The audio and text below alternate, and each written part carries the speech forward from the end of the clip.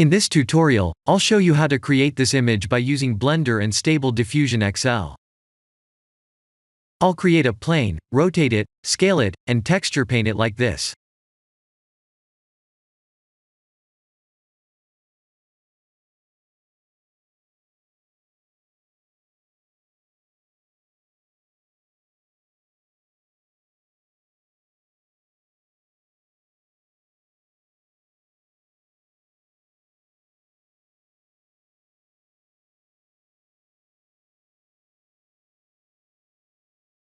Please render the image and import it in Stable Diffusion.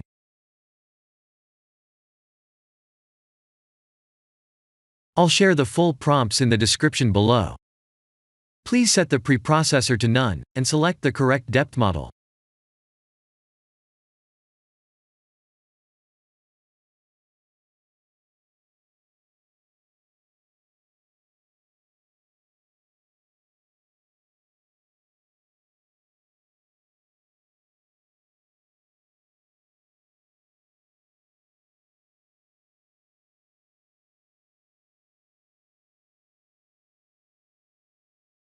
Now that the AI knows what we need, let's send this result to image to further enhance the details.